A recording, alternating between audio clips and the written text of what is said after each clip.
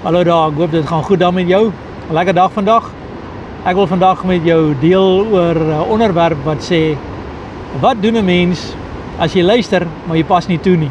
Kom ek bid vir jou. Vader, in Jesus naam, dank ek U vir die woord. Die woord is 'n werklikheid, die woord is die waarheid. En dat ons vandag, Here, na U kan kom met ons hele lewe en U kan vertrou.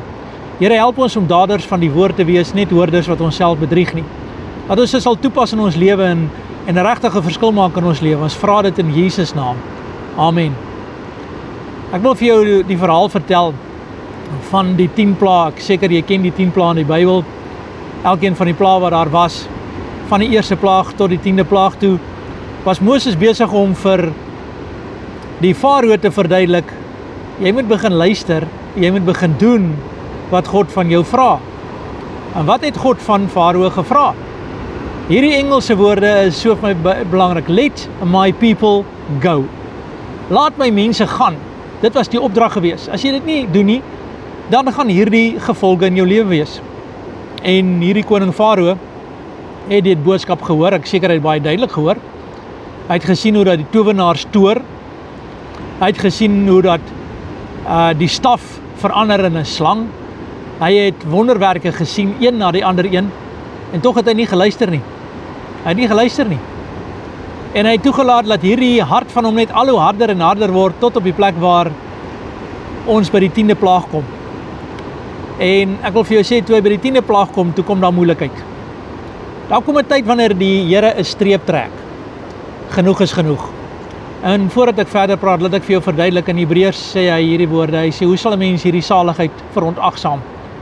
As God met 'n mens bly praat, en bly vir jou sê, ek verwag van jou om verandering in jou lewe te bring. Ek bring die woord. Die woord is my verlossing, die woord is my oorwinning.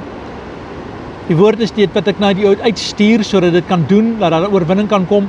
En tog is daar mense wat nie luister nie. Die Hebreër skrywer sê, is mense wat hulle hart verhard het. En hulle verhard hulle hart so, dat op die einde van die dag bly daar net 'n verwagting van verskriklike oordeel oor. En ek het al baie daaroor gedink, wanneer is te laat? Wanneer is dit te laat? Is daar regtig 'n tyd wanneer dit te laat gaan wees? Te laat om nou te luister, te laat om te sê, ag jene, nou sal ek doen, nou sal ek dit doen. Wanneer is dit te laat? Is daar so iets in die Bybel soos te laat? En die Hebreërskrywer sê ja. Die Hebreërskrywer sê ja, daar's mense wat te lank wag, te lank uitstel, te veel verskonings maak, te veel vol van hulle self is en net eenvoudig nie die antwoord kry nie. En ek wil sê, daai mense is in die moeilikheid. Hulle is ernstig in die moeilikheid. Hulle kort God, meer as ooit tevore. En om terug te gaan na die farao toe, die 10de plaag is 'n verskriklike plaag gewees. Vir jou sê, dis as dit in vandag gebeur, dan gaan daar groot moeilikheid wees. Dis die dood van die eersgeborenes. En Moses het gekom en gesê, as jy nie hierdie volk laat gaan nie, dan gaan die engel van die Here kom, en hy sal in die nag kom kyk, is die bloed aan die deure gesmeer. Daar ken jy nie die verhaal nie, maar God het gesê, die doodsengel gaan deurtrek. En dis waar ons die Pasga vandaan gekry het. En hulle moes 'n lammetjie geslag het, en hulle moes die bloed gevat het aan die deurposte van al die Israeliete se huise se deure gesmeer het. En dan gaan die doodsengel deurbeweeg, en wanneer die doodsengel deurbeweeg, dan sal hy sien as daar die bloed aan die deurposte gesmeer is, en as die bloed gesmeer is, sal hy oorgaan. Dis die Engelse woord Passover. Hy sal oor dit gaan, hy sal verbygaan. Die skade sal nie by daardie, die dood sal nie by daardie huis ingaan nie. Dis belangrik wat ek vir jou sê vandag. Jy moet dit hoor. Dis belangrik. Die dood sal nie ingaan waar die bloed gesmeer is nie. Waar daar gehoorsaamheid gegee is nie. Maar die hele Egipte het dit gehoor. Almal het dit gehoor. En in daardie nag het dit gekom. En hoe nader die nag is, kom ons sê nou maar, dis 12 uur die nag wanneer dit moes gebeur het. En die doodsengel begin deurtrek het. Wil ek jou die verhaal vertel van hierdie Hebreëse seentjie. Dit is net 'n verhaal, maar ek wil hê jy moet dit hoor. Hierdie seentjie kom en hy sê, pappa, jy gehoor ons moet die bloed aan die deure smeer. Andersins kom die doodsengel en hy kom haal die eersgeborenes. Die pa sê, ag man, weet jy wat? Al baie stories, ons is al deur soveel dinge, ons is al deur 9 van hierdie plaag, nog niks het gebeur nie. Dink jy nou hierdie laaste plaag of hierdie 10de plaag sal nou enigstens 'n verandering bring? En die seentjie het bekommerd geraak en hy het buite gaan in die strate van die dorp en so met 'n stokkie so begin op die sand skrywe. En terwyl hy op die sand skrywe, toe tref dit hom dat, maar hy is die eersgeborene, hy is die oudste in die huis, hy is die eerste kind, hy is die eerste seun. En hy het teruggehardloop na sy pa toe en hy het vir sy pa gesê, papa, asseblief papa, hierdie is baie ernstig. As ons nie die bloed aan die deurposte smeer nie, dan beteken dit ek gaan doodgaan. Dit beteken ek gaan sterf. Pa sê, ag, moenie worry nie man, daar's nog baie tyd. Ek het nog 'n paar dinge om te doen, ek het nog werk om te doen, ek moet nog my dinge doen. Ek sal later aan hierdie goed aandag gee. Ek weet, hierdie profete praat baie dinge en hierdie ouens sê goeters, maar ek weet nie of dit die waarheid is nie. Ek weet nie of dit 'n werklikheid is nie. En soos die tyd aangaan, kom die seentjie by 'n ander maatjie en die ander maatjie sê, jy gesien, my pa het vir ons die bloed aan die deur gesmeer. Ons is veilig, ons glo. Hier gaan vanaand iets verskrikliks gebeur, die dood van die eerstgeborenes oor ons almal, alles en almal wat eerstegebore is, gaan sterwe. En die seentjie sê, ja, ek het gehoor daarvan. En die ouetjie sê vir sy maatjie, hy sê, luister, is die bloed al aan julle deur gesmeer? Hy sê, nee, my pa is te besig. Hy het te veel dinge om te doen. Hy's oral besig met baie dinge, maar hy's nie besig met die woord van die Here nie. Hy luister nie na die woord van die Here nie. Wat kan ek doen? Seentjie sê, ek weet nie wat gaan jy doen nie, want jy mag nie die bloed smeer nie. Jy kan dit nie doen nie. Dit word van jou pa verwag om dit te doen. So gaan die verhaal aan, en die ure gaan om en die minute gaan verby. En soos die tyd aangaan, so raak die aand later. En hier naby 10:40 in die aand, kyk die seentjie so oor die dorpie en hy kyk so, soos die maan se strale skyn. En so in die horison begin hy 'n verskriklike lig sien. Hy sien iets verskrikliks. Dit is 'n gedaante wat hy in sy lewe nog nie gesien het nie. En soos wat hierdie gedaante, hierdie wese, hierdie engel deur die dorp begin kom, so hoor jy dat party mense aanbid en gee die Here al die eer. Maar dan kom jy en jy sien hy stap by Egiptenare se huise verby en jy hoor die verskriklikste dinge wat gebeur.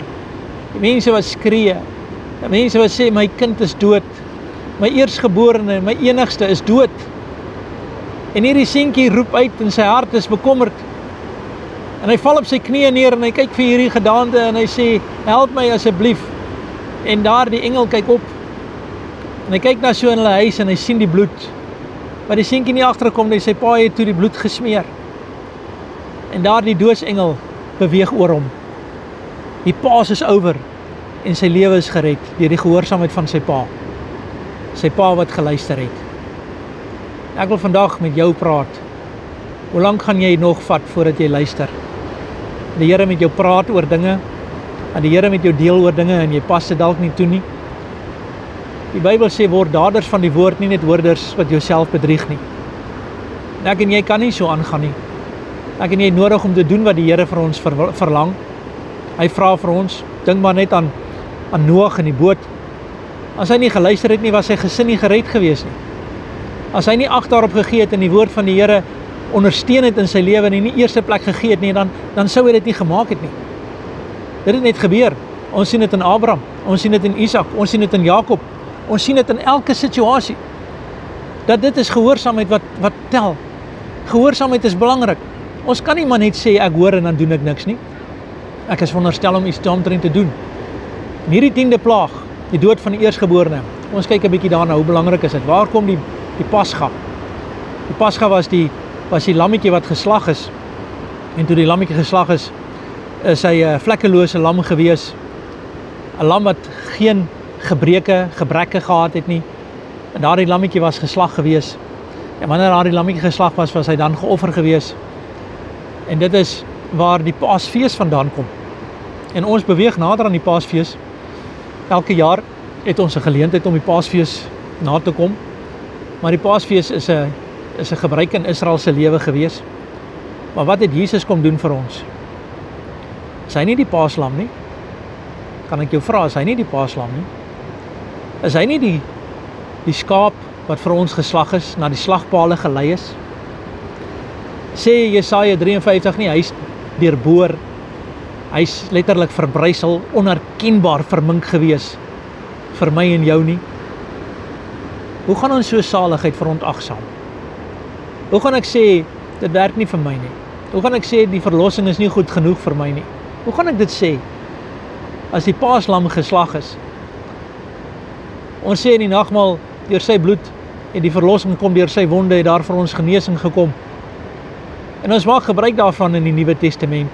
Ons as kinders van die Here wat glo, ons maak gebruik van die verlossingsboodskap van Jesus Christus. So 'n paar dinge wat ek vir jou wil sê. Die eerste daarvan is, as die bloed in jou lewe is, hoef jy nie die dood te vrees nie. As die bloed in jou lewe is, hoef jy nie die oordeel te verwag wat kom nie. Baie mense sê, God gaan hierdie wêreld oordeel, en ek vir jou sê, verseker gaan hierdie wêreld veroordeel word. Hoekom sê ek so verseker? Want hulle, wat Jesus Christus gekruisig het, verwerp het, en ongehoorsaam het aan hom, die Bybel sê, hulle het nie die lewe nie. Die oordeel van God is op hulle. Ek wil vir jou sê, die oordeel gaan nie na jou toe kom nie, want die bloed van Jesus is oor jou. Die bloed van Jesus beskerm jou.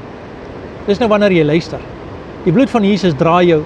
Die bloed van Jesus vat jou verder.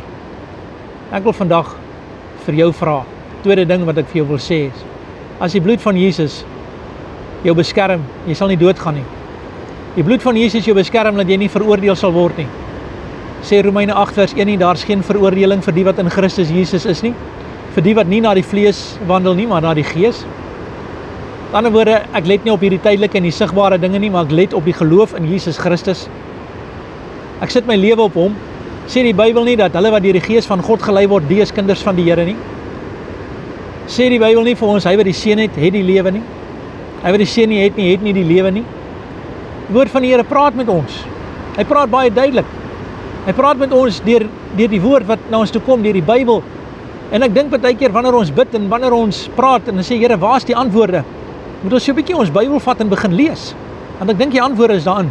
Die antwoorde vir jou situasie is verseker daarin. Vir elke omstandigheid is die antwoord daar. Laaste ding wat ek vandag vir jou wil sê, is moenie moed opgee nie. God is aan jou kant. Die bloed is aan jou kant. Jesus is aan jou kant. Die woord is aan jou kant. Ja, en daar is moeilike tye. Dis nie altyd maklik nie. Seer, siekte en pyn is deel van ons lewe. En ons bid dit baie keer so hard weg, maar dit gaan nie altyd weg nie. Daar is uitdagings. Maar kom ek sê vir jou, hy wat die seun het die lewe. En dis nie waar dit bly nie. Daar is vir jou hemel, daar is vir jou pad, daar is vir jou oorwinning. Hou vas aan die Here. Maak die besluit om nie uit te stel nie. Maak die besluit om die Here te loof en te prys met alles wat in jou is. Doen dit met jou hele hart. En as jy vandag wil sê, Here, ek roep die bloed van Jesus oor my familie. Ek roep die bloed van Jesus in my situasie in.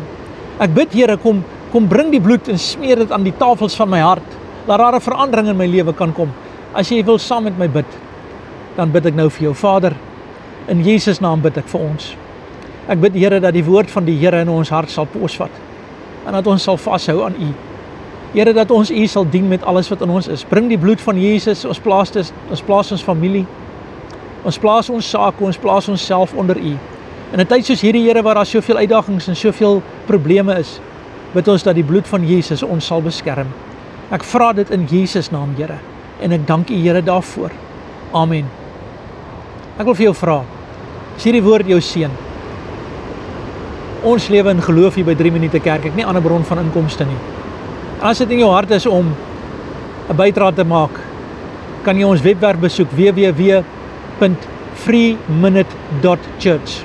Of jy kan my skakel by 072 444 1890 en jy kan vir my vra wat is die bankbesonderhede en jy kan 'n bydrae maak tot die werk van die Here. Laat ander mense ook die woord van die Here kan hoor. Jy is baie welkom om ons te kontak. As jy gebedsversoek het, WhatsApp my. Ek sal met jou deel, sal saam met jou pad loop. Die Here seën jou. God bless.